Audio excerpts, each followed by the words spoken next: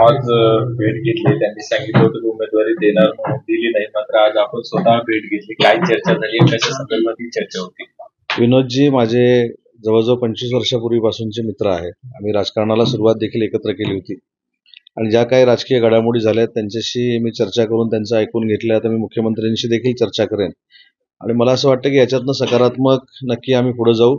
आज त्यांच्या सगळ्या सहकार्यांना देखील मला भेटता आलं, त्याबद्दल मी त्यांना मगाशीच धन्यवाद दिलेले आहेत आणि त्यांची देखील टीम स्ट्रॉंग आहे याची देखील कल्पना मला आहे. आणि जी काही चर्चा झाली ही प्रसारमाध्यमांना न सांगता मी मुख्यमंत्री मोदयांशी चर्चा करेन. आपण सांगितलं मुख्यमंत्री येणार आहेत. मुख्यमंत्री मोदयांचा उद्या बुलढाण्याचा दौरा आहे आणि ते छत्रपती संभाजीनगरवरनंच येणार आहेत आणि मला असं वाटतं की अनेक वेळा विनोदजींकडे मुख्यमंत्री मोदय आलेले आहेत. त्यांचे अतिशय घनिष्ठ संबंध आहेत मुख्यमंत्री मोदयांबरोबर आणि आताच माझं मुख्यमंत्री मोदयांशी चर्चा झालेली आहे. उद्याच्या दौऱ्यात मुख्यमंत्री मोदय देखील विनोदजींची भेट घेणार आहेत. घनिष्ठ संबंधाचा फायदा उमेदवारीसाठी होईल का?